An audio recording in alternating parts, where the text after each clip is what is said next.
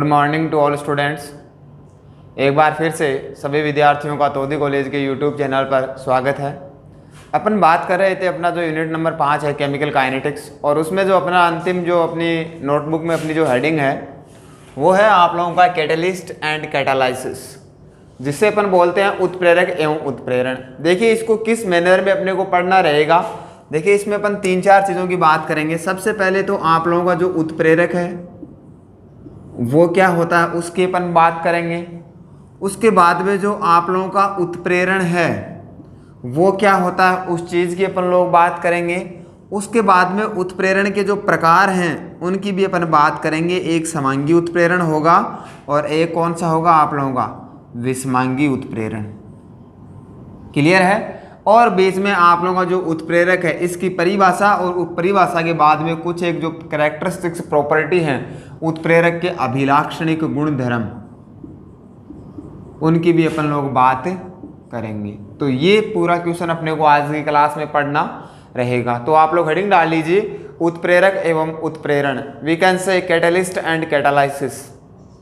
उत्प्रेरक एवं उत्प्रेरण।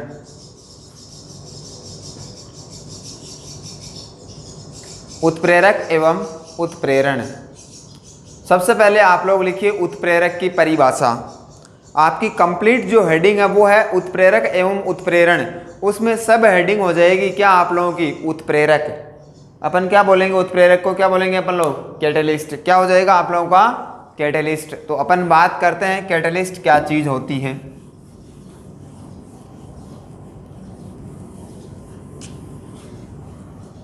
तो देखिएगा कैटलिस्ट की अगर अपन लोग बात करें तो जनरली आप लोगों ने देखा होगा कि कोई भी केमिकल रिएक्शन होती है उसमें रिएक्टेंट है वो किस में कन्वर्ट होता है आप लोगों का प्रोडक्ट में। और यहाँ बीच में ऐसे कई बार आप लोग कैटलिस्ट काम में आप लोगों ने देखा होगा। अपन लेते हैं प्लेटिनम धातु है, कैडमियम है, पैलेडियम है, निकिल है, ये सब चीज़ें आप लोगों ने हेबर प्रोसेस पढ़ा होगा। उसमें अपन लेते हैं FeMO को फैक्टर काम में लेते हैं। तो बहुत सारे अपन लोग कैटलिस्ट काम में लेते हैं। जिगलर नाटा कैटलिस्ट का आप लोगों ने नाम सुना होगा, ठीक है। ग्रिग्नार्ड रिएजेंट, वो तो क्या है आप लोगों का एक तरीके से रिएजेंट है, लेकिन अगर अपन बात करें कैटलिस्ट की तो ये सब चीज़ें क्या होती हैं आप लोगों की कैटलिस्ट। अब देखिए जनरली अपन लोगों का क्या रहता है कि कैटलिस्ट जो होते हैं वो अभिक्रिया के वेग को क्या करते हैं इंक्रीज करते हैं, जबकि वास्तव में ऐसा नहीं होता है। अपन जो बोलते हैं वो एक नॉर्मल बात करते हैं। बहुत सारे केसेस में कैटलिस्ट होता है वो अभिक्रिया के वेग को बढ़ाता है, लेकिन कुछ केसेस ऐसे होते हैं जिसपे अभिक्रिया के वेग को क्या करता है वो कम भी करता है। तो अभिक्रिया के वेग को बढ़ाना या कम करना, इसको अगर अपन एक शब्द में कहें तो अपन बोल सकते हैं अभिक्रिया के वेग को क्या करना प्रभावित करना। क्या अभिक्रिया के वेग को क्या करना प्रभावित करना। तो अपनी परिभाषा बन जाएगी वे जैव रासायनिक पदार्थ या वे पदार्थ जो रासायनिक अभिक्रिया के वेग को क्या करते हो प्रभावित करते हो। प्रभावित करने का मतलब अभिक्रिया के वेग को बढ़ाते भी हो तथा अभिक्रिया के वेग को घटाते भी हो, लेकिन मोस्ट ऑफ केसेस में ये क्या करते हैं अभिक्रिया के वेग को बढ़ाते हैं। तो परिभाषा आप लोग लिखिए वे पदार्थ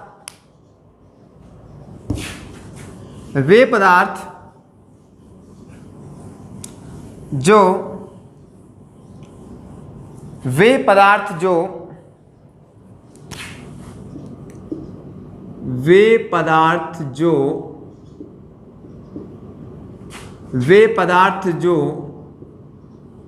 रासायनिक अभिक्रिया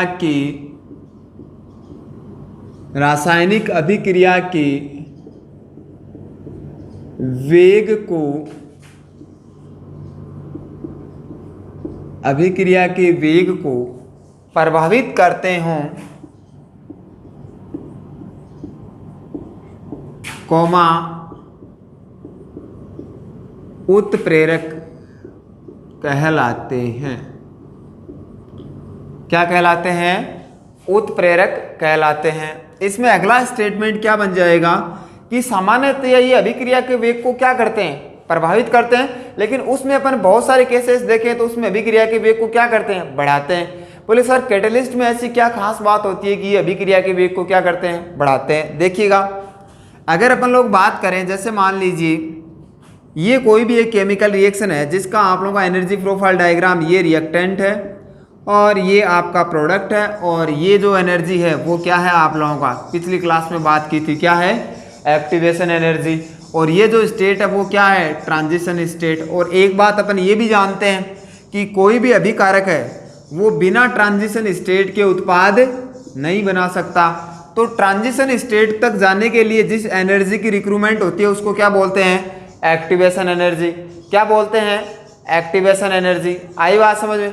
अब देखिए इस चीज को अपन क्या बोलेंगे, एक्टिवेशन एनर्जी। अब देखिए मान लीजिए इस रिएक्टेंट को बिना कैटलिस्ट के ट्रांजिशन स्टेट तक जाने के लिए मान लीजिए 10 किलो कैलोरी एक्टिवेशन एनर्जी की जरूरत है।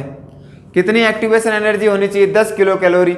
लेकिन कैटलिस्ट क्या करता है कि कैटलिस्ट क्या करेगा आप लोगों का, इस तरीके से ये जो एक्टिवेशन एनर्जी का जो मान है उसको क्या कर देता है, कम कर देता है। यानी कि कैटलिस्ट की प्रेजेंस में जिस रिएक्टेंट को ट्रांजिशन स्टेट तक जाने के लिए 10 किलो कैलोरी की जरूरत थी, अब उस रिएक्शन में रिएक्टेंट को ट्रांजिशन स्टेट तक जाने के लिए आप लोगों को 10 किलो कैलोरी से कम एनर्जी वाला पाथ उपलब्ध करवा देता है। कौन, आपको कैटलिस्ट। यानी कि कैटलिस्ट की प्रेजेंस में, उत्प्रेरक की उपस्थिति में कैटलिस्ट जो है वो एक लोअर एक्टिवेशन एनर्जी का क्या करवाता है, अपने को पथ उपलब्ध करवाता है। इसको और अच्छे से समझने के लिए देखिए अपना एक जनरल एग्जांपल है। जैसे मान लीजिए आप लोगों को जैसे ये है और आप लोग यहाँ हो, एक तो आप लोगों को इस तरीके से घूम के जाना हो, मान लीजिए मार्केट में कोई जगह जहाँ से आपको ये चीज़ लेके आनी है, ठीक है। और एक सीधा क्या आप लोगों का ये बाईपास है जहाँ पे बिल्कुल भी ट्रैफिक उतना नहीं है जितना आप लोगों का मार्केट में मिलता है, ठीक है।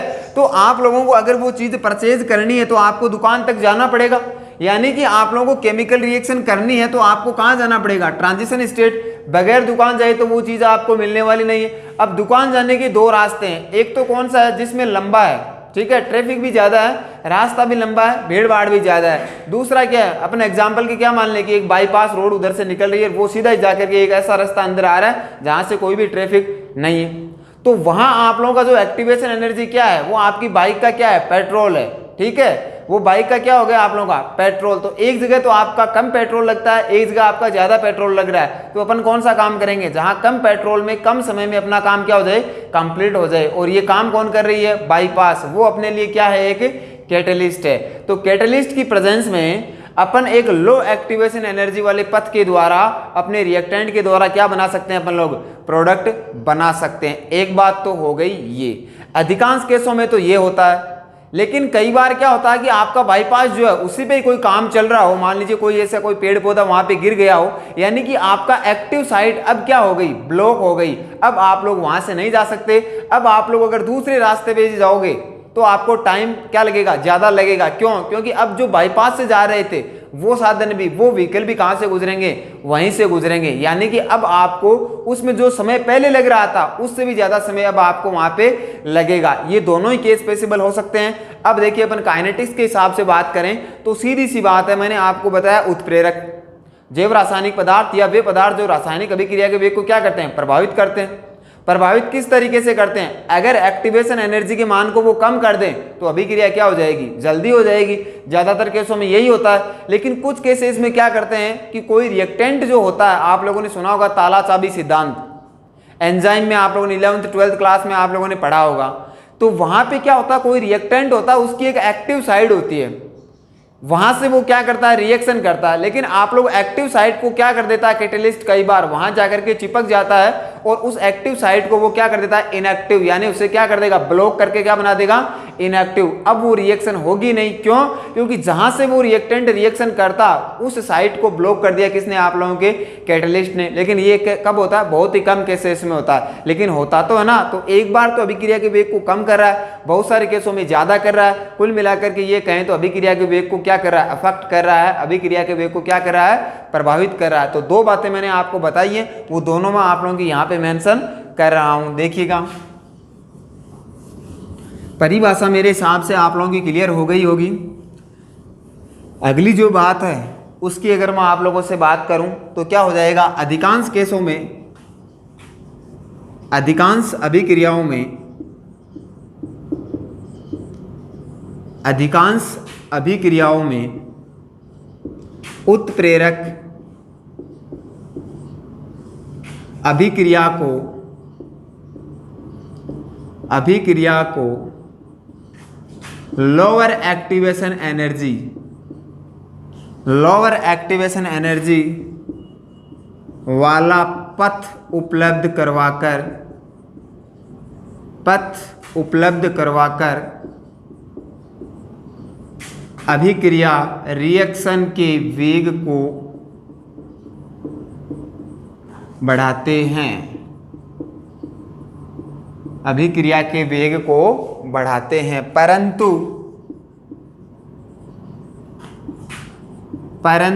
कुछ रिएक्शंस में अभिकारक की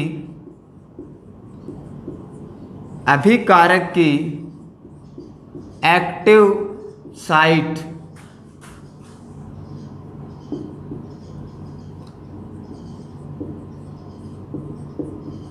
साइट को ब्लॉक करके अवरुद्ध करके रिएक्शन के वेग को कम कर देते हैं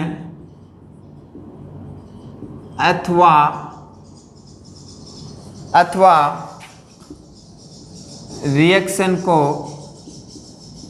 ब्लॉक कर देते हैं। ये हुई आप लोगों की क्या कैटलिस्ट की बात।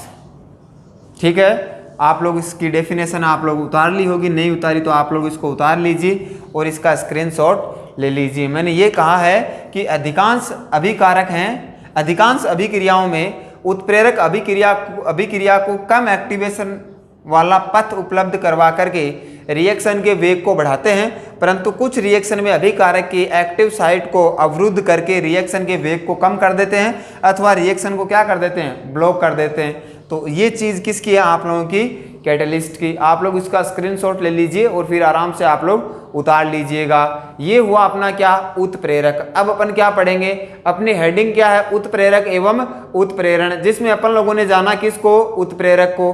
अब इसमें दूसरी सब हेडिंग क्या हो जाएगी, उत्प्रेरक के अभिलाक्षणिक गुणधर्म। तो आप लोग हेडिंग डाल लीजिए characteristics features of catalyst, characteristics properties of catalyst, उत्प्रेरक के अभिलाक्षणिक गुणधर्म,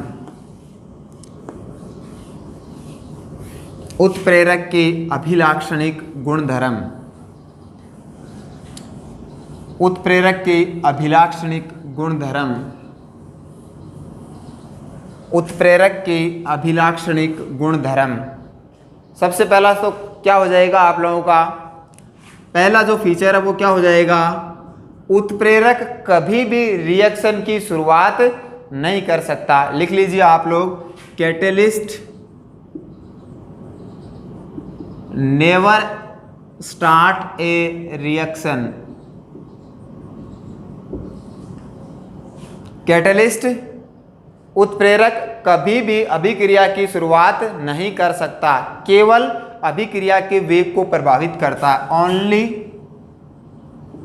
अफेक्ट रेट ऑफ रिएक्शन। उत्प्रेरक कभी भी अभिक्रिया को शुरुआत नहीं कर सकता, शुरू नहीं कर सकता, केवल अभिक्रिया के वेग को प्रभावित कर सकता है, केवल अभिक्रिया के वेग को प्रभावित कर सकता है। उतार लिया।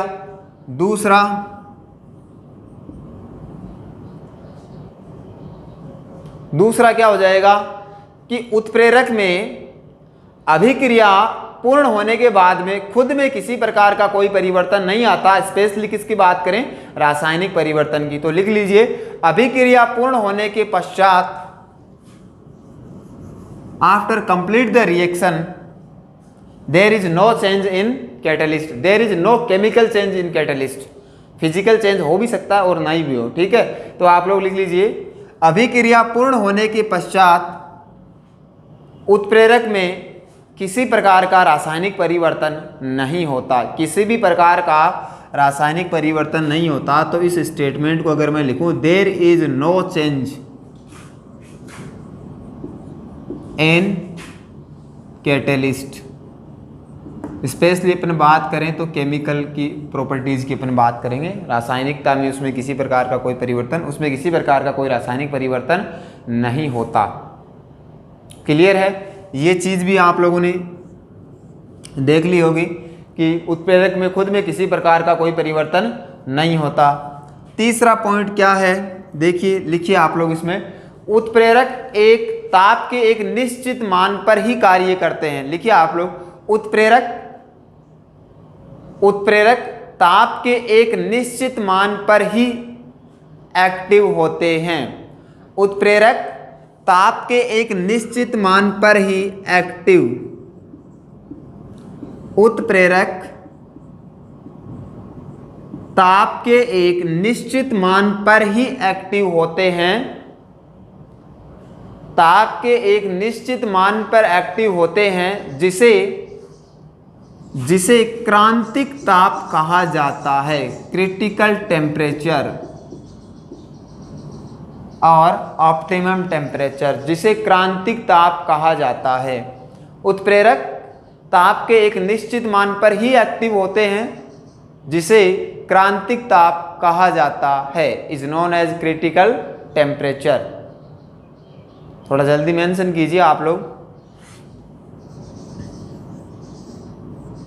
चौथी चीज आप लोग लिखिए, जहां ताप लिखा वहां अब क्या आएगा, पीएच, यानी कि उत्प्रेरक पीएच के एक निश्चित मान पर ही क्रियाशील रहते हैं जिसे क्रांतिक पीएच कहा जाता है। वही स्टेटमेंट है, बस आपको ताप की जगह क्या करना है, पीएच करना है।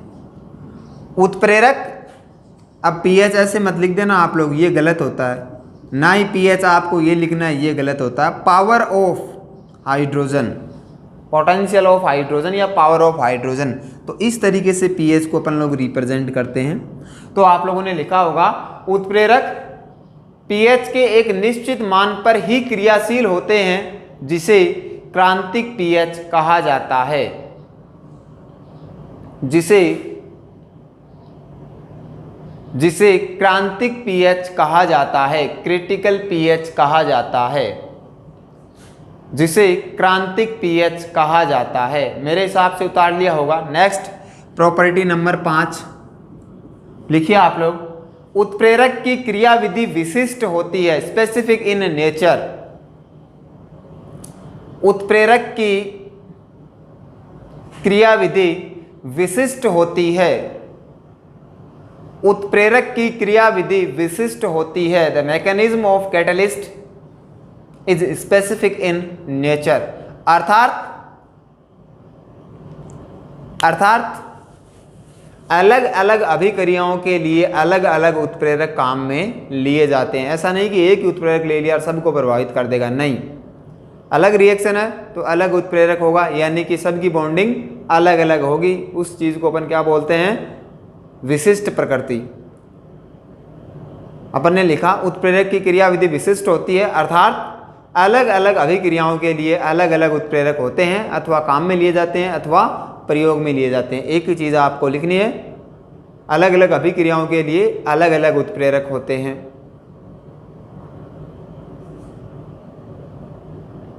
नेक्स्ट इंपॉर्टेंट स्टेटमेंट है, स्टार लगा लीजिए, कई बार कंपटीशन एग्जाम में पूछा जाता है।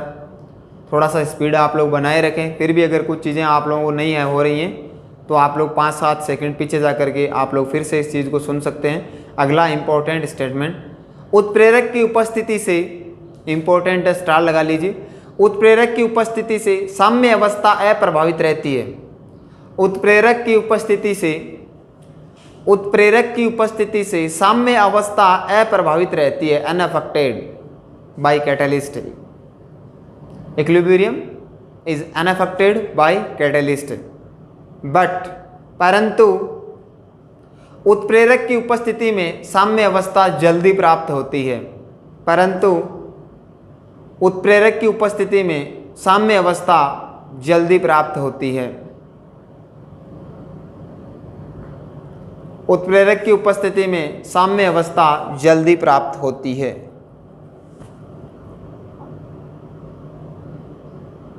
अंतिम स्टेटमेंट है आप लोगों का जो इम्पोर्टेंट है, कि उत्प्रेरक की उपस्थिति से साम्य अवस्था अप्रभावित रहती है, परंतु उत्प्रेरक की उपस्थिति में साम्य अवस्था जल्दी प्राप्त होती है।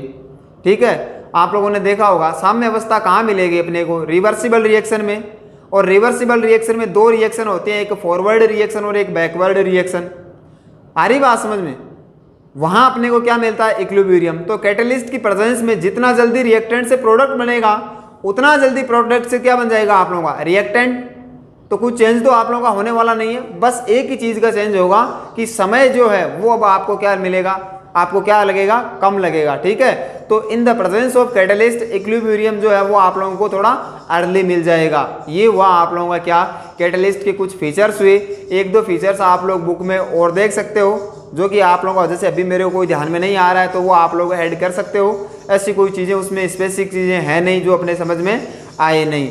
आगे आप लोगों का जो हेडिंग रहेगा वो क्या रहेगा, उत्प्रेरण। इस चीज़ की जो अपन लोग बात करेंगे उत्प्रेरण के बारे में और उत्प्रेरण के प्रकार के बारे में। ठीक है, तो आज के लिए अपने पास में समय इतना ही है, क्योंकि अपनी क्लास का जो समय है वो इतना ही रहता है, तकरीबन आप लोगों का जो है 30 मिनट्स है, इसके अराउंड अपना जो समय रहता है। तो इन चीज़ों का आप लोग रिविज़न करें, किताब में से पढ़ें, और फिर आप लोग इनको लगातार जो क्लासें आप लोगों की हो रही हैं इनको आप लोग बारंबार देखें, तब जा करके आप लोगों का क्या होगा, बेनिफिट होगा। तब तक के लिए आप सभी विद्यार्थियों का धन्यवाद। मिलते हैं अपन लोग अगली क्लास में। थैंक्स।